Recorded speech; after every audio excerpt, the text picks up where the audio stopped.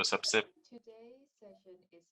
आज का सत्र है कि पहले सवाल कैसे जवाब दें उनके पूछे जाने से पहले, और संभावित सवालों पर बात करेंगे ताकि हम उन्हें तैयार कर सकें गलत जानकारी की से संभालने के लिए। सबसे पहले हम बात करेंगे डेटा की कमी के बारे में। इसके बाद हम बात करेंगे पहले से ठीक करने के बारे में, और 7 विचार और गलत जानकारी से पहले रहने के लिए हम बात करेंगे। और मैं एस चैन हूँ, ब्यूरो एडिटर एपेक। अच्छा, ठीक है, सबसे पहले हम शुरू करें। अभी हाल का एक उदाहरण था डेटा की कमी का, जिसमें हमने देखा कि वह जॉनसन और जॉनसन वैक्सीन में शायद दुर्लभ थक्का बनने के मामले पेश कर सकती है, यह सामने आया है। और इसमें यह भी कहा गया था, जिसमें एस्ट्राजेनेका वैक्सीन के बारे में भी इसी बारे में बात हुई थी, जो अनेक देशों में जिस पर रोक लगाई गई इस सूचना के बाद। और यह जो मुख्य समाचार है जो यूएस में पेश किया गया कि इसमें दुर्लभ थक्का बनता है, तो यह कैसे हुआ और कुछ लोगों में क्यों हुआ, और कैसे ये संभावना है कि इस वैक्सीन के साथ ये कैसे हो सकता है, इस तरह के बहुत सारे सवाल हैं। और आश्चर्य की बात यह है कि इस बारे में बहुत चिंता थी इस घोषणा के बाद। उसके बाद जॉनसन एंड जॉनसन में इस बारे में बात हुई, और हमने इसमें से कुछ उदाहरण इकट्ठे किए हैं जो कुछ चिंताएं दिखाते हैं। उदाहरण के लिए यहाँ इस जगह इस्तेमाल किया गया है कि सभी लोग तर्क दे रहे हैं कि एजेंट थक्के की जोखिम के बारे में, और हम समझते हैं कि इसमें अलग-अलग संभावनाएं हैं घातकता की, और बात यह है कि जोखिम है और इसमें घातकता भी होती है, लेकिन इस पर किसी ने ध्यान नहीं दिया। यह व्यक्ति ये कह रहा है जो जानकारी नहीं है और न चिंता है समस्या के बारे में, लेकिन ये कैसे प्रभावित कर सकता है। और इसके बाद टिप्पणी में एक व्यक्ति कहता है कि यह दुर्लभ रक्त का थक्का नहीं है, बल्कि यह एक बड़ी समस्या की छोटी-सी जानकारी है, जो इसमें बहुत ज़्यादा संलग्नता रही ट्विटर पर। बाईं ओर एक वीडियो है जिसमें दिखाया गया है, जो फाइज़र के वैज्ञानिक हैं, जो वैक्सीन के बारे में जानकारी साझा कर रहे हैं, और वीडियो में कह रहे हैं कि जॉनसन और जॉनसन वैक्सीन जीन पर आधारित है, जो आपकी जेनेटिक आनुवंशिक डीएनए को बदल सकती है, और वो ये भी कहते हैं कि यह वैक्सीन में थक्के बन सकते हैं। सो ये दोनों चीज़ें, इसमें सब 2 बातें गलत हैं। पहले तो ये है कि यह फाइज़र और मॉडर्ना वैक्सीन के बारे में बातें हैं। जॉनसन एंड जॉनसन में इसी प्रौद्योगिकी का इस्तेमाल नहीं किया गया, क्योंकि फाइज़र और मॉडर्ना में एब टेक्नोलॉजी का इस्तेमाल होता है, और जॉनसन एंड जॉनसन में बायोफेक्टर टेक्नोलॉजी का इस्तेमाल होता है, जैसे कि एस्ट्राजेनेका में भी होता है। और जॉनसन एंड जॉनसन में जो शक पैदा हुआता है 2 अलग वैक्सीन के संदर्भ में, यह गलत जानकारी पेश करता है। दूसरी बात यह है जो इस बारे में वीडियो में जो गलत है, कि इसमें जिस टेक्नोलॉजी की बात की गई है, वह इस पर बात नहीं करती कि किस तरह से वायरस आपके शरीर में जाता है और उसको कैसे प्रतिक्रिया करता है। और यह कहता है कि हमारे डीएनए से यह किसी भी रूप में अ, हस्तक्षेप नहीं करता है, इस बारे में बात नहीं की गई है।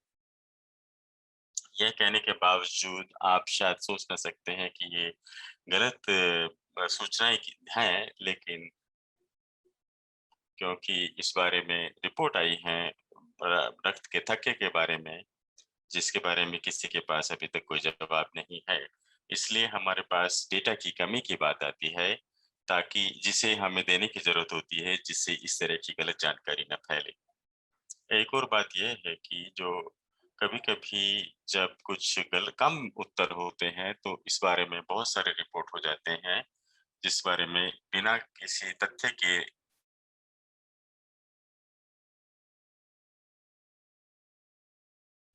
इसमें हम 2 चीज़ें देखते हैं कि पहली बात ये है कि इस बारे है कि क्योंकि ये रक्त के वास्ते में चिंता की बात है, वो महिला के रूप में हम बातें सुनते हैं, चिकित्सा सलाहकारों के बारे में जो कहते हैं कि ये सुरक्षित है और फिर अचानक यह आ जाता है कि समस्या है। ये 2 महिलाएँ हैं जो वैज्ञानिक नहीं हैं, तो उनसे इस बारे में बात करना बहुत अच्छी बात नहीं हो सकती क्योंकि वे शायद इस विषय पर कुछ बहुत ज़्यादा नहीं जानती और वे सिर्फ़ अपनी चिंताएँ प्रस्तुत कर रही हैं, इसलिए पाठकों के लिए ऐसी जानकारी से कुछ लाभ होने वाला नहीं है और यह वास्तव में बहुत ज़्यादा होता है, जबकि हमारे पास कोई जानकारी सही नहीं होती है। और अगर हम इसे आगे बात करें सवालों के संबंध में तो हम यह देखते हैं कि यह एक और रोचक उदाहरण है जो हमारी टीम को मिला। व्यक्ति कह रहा है कि मेरे बहुत सारे सवाल हैं कि वैक्सीन में क्या होगा, जो मेरी और दूसरे जानकार लोगों के पीरियड को बहुत अधिक दर्दनाक बना रहा है और ऐसे लोगों को मासिक धर्म हो रहा है जो पहले जिनको नहीं होता था और क्या किसी ने इस बारे में रिसर्च की है? तो जब हमने इस बारे में रिसर्च की, शोध की, तो अप्रैल में इस 15 दिन पहले तो उस पर गूगल में कुछ भी नहीं था इस बारे में और अगर आप महिला हैं, आपको वैक्सीन आपके लिए है तो और कुछ असामान्य हो रहा है तो तो इसके बाद हो सकती है कि आपको अपनी परेशानियों के सवाल के जवाब ना मिले। एक लेख ऐसा था एशिया में जो मई में 15 अप्रैल को 6 जिसमें हेडलाइन है कि क्या आप वैक्सीन आपको मासिक धर्म को खराब बना सकती है? ये महिलाएँ इसको हाँ कहती हैं और जो कथा है वो बहुत प्रभावित करने वाली हो सकती हैं, लेकिन इससे कोई जानकारी हमें नहीं मिलती है। और सही जानकारी की कमी की बातों के बारे में जानकारी लेकर हमें पता डेटा की कमी यह होता है जब अ, विश्वसनीय जानकारी की आपूर्ति मांग को पूरा नहीं करती तब होता है। लोगों के पास बहुत सारे सवाल हो सकते हैं, लेकिन जो जानकारी उपलब्ध होती है वो गलत हो सकती है, भ्रम पैदा कर सकती है और क्योंकि यह विषय नया है और हो सकता है कि इस बारे में अभी तक बहुत ज़्यादा अध्ययन ना हुआ हो। इसके बाद हमारे पास जानकारी की कमी होती है और क्या होता है कि जो दुर्भावनापूर्ण लोग हैं, इस स्थिति का फ़ायदा उठाने के लिए गलत जानकारी भेजना शुरू कर सकते हैं और ये अलग-अलग तरीकों का इस्तेमाल करके ऑनलाइन भेजे जाने लगते हैं और इसका प्रभाव होने लगता है लोगों की प्रवृत्ति पर। इसलिए हम यह बताते हैं कि किस तरह से गलत जानकारी के गलत प्रभाव पड़ते हैं। तो जब ये डेटा की कमी होती है, ये कब होता है? सबसे पहले जो जानकारी नहीं होती है, तब होता है जैसे कोविड-19 के बारे में। जब ये तकनीकी रूप से बहुत जटिल होता है, स्वास्थ्य की समस्याएँ होती हैं, वैक्सीन की बात होती है और फिर जब गलत जानकारी पहले से उपलब्ध कहानियों के साथ मेल खाती है, तो देखें कि के रक्त के खत्ते और वैक्सीन में जो जानकारी है, तो इस तरह की बातें शायद पहले हुई होंगी, जिसमें कुछ आनुवंशिक चीज़ें सामने आई हों और इस तरह से जब आप नई चीज़ को सुनते हैं, जो गलत जानकारी होती है, तो हो सकता है कि आपको इसके लिए कुछ पिछली बातें याद आ जाएँ।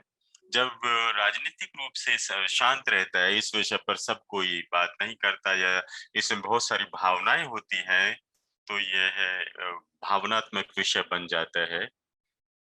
कभी-कभी फिर भी इसका कारण यह डेटा की कमी का कारण ये हो सकता है कि लोग वैध सवाल पूछते हैं और उनके पास पता नहीं होता कि उन सवालों के जवाब कहाँ हैं।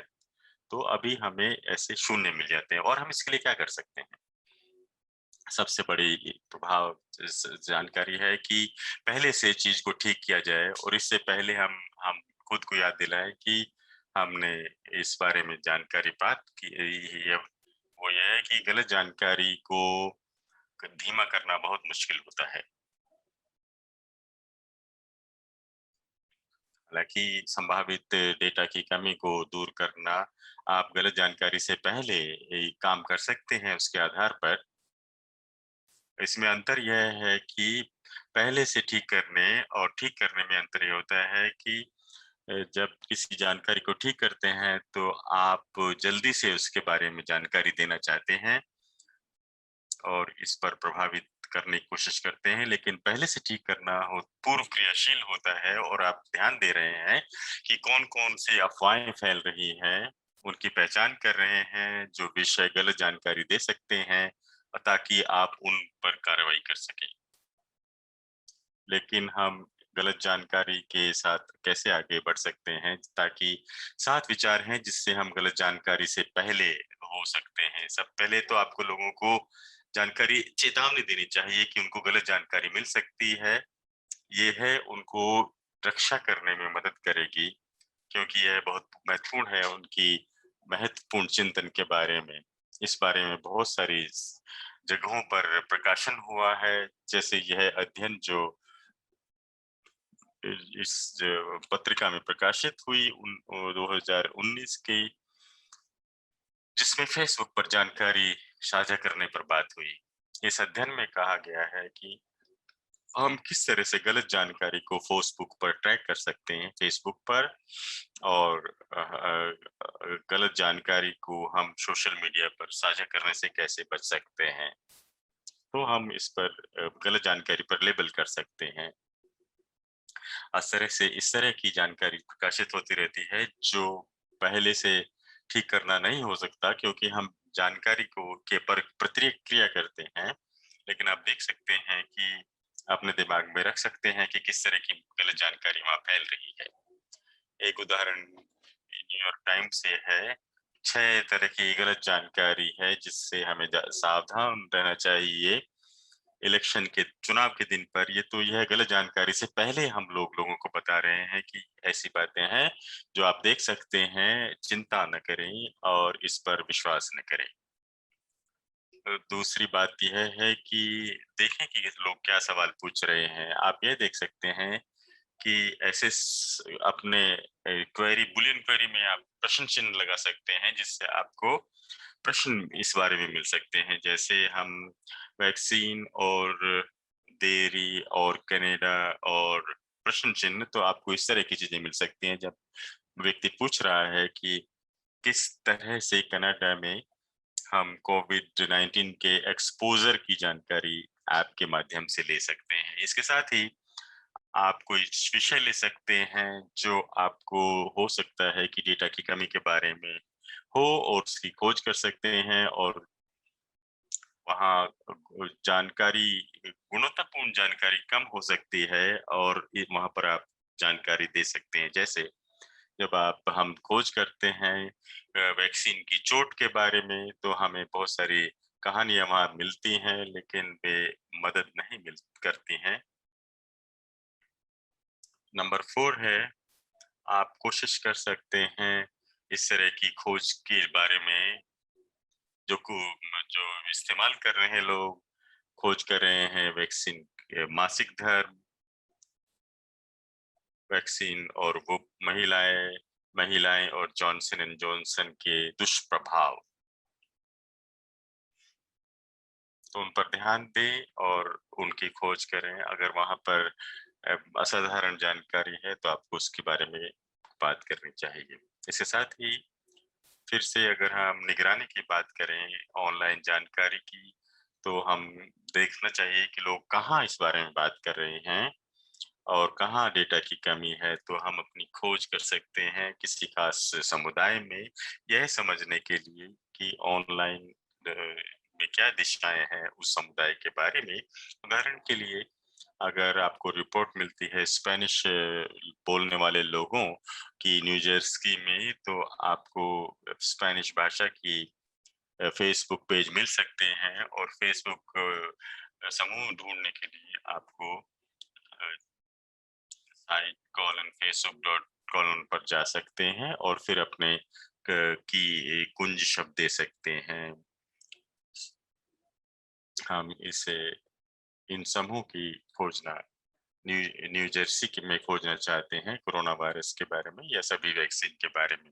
तो हमें यह ग्रुप इसी तरह से मिला जो स्पेनिश भाषा का है, न्यू जर्सी में है, कोविड-19 के बारे में है। छठी बात है कि आप एक सीमा रेखा तय कर सकते हैं।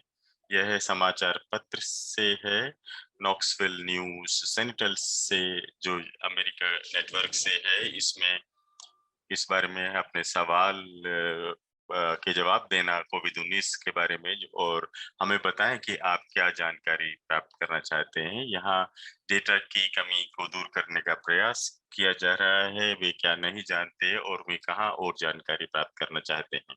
अंततः आप देख सकते हैं सोशल मीडिया पर अपनी जानकारी को बढ़ा सकते हैं।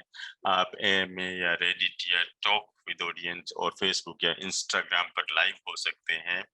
ये वैक्सीन के बारे में ऑनलाइन जानकारी के बारे में ये बहुत महत्वपूर्ण है क्योंकि लोग ऑनलाइन बात कर रहे हैं और जो चीज़ें वे ऑनलाइन देख रहे हैं वे अपने फैसले निर्धारित कर सकते हैं कि वे वैक्सीन लेंगे या नहीं। और इसके बारे में आप देख सकते हैं कि किस तरह से संलग्न हो सकते हैं। अपने ऑडियंस से बात करने से भी आपको मदद मिल सकती है। अब हमारे अगले बिंदु पर जाते हैं कि फैक्ट को जांच करने से, तथ्यों को जांच करने से और विश्वास बनाने में दोनों में अंतर है। हमें फोकस होगा हमारी जानकारी को ठीक करने पे और हमारे पास ज़्यादा परिष्कृत चीज़ें होनी चाहिए उनको समझाने के लिए। पत्रकारिता की खोज होनी चाहिए और हमें कोशिश करनी चाहिए कि हम गलत जानकारी से पहले कार्रवाई करें। और इसमें आमतौर से स्रोत की साख, विश्वास, विशेषज्ञता की बात आती है, जिसमें लोगों की चिंताओं पर हमें कार्रवाई करनी चाहिए, उनके मनोवैज्ञानिक चीज़ों को समझने की ज़रूरत होती है और हम जब डेटा की कमी की बात करते हैं, तो हमें उनकी चिंताओं पर बात सोचना चाहिए और हो सकता है कि अ, सही जानकारी की कमी हो और हम यह भी कोशिश करते हैं कि हम उनके महत्वपूर्ण चिंतन को अ, विकसित करें ताकि वे समझ सकें अपने आप कि कैसे हम मूल स्रोत तक पहुँचे।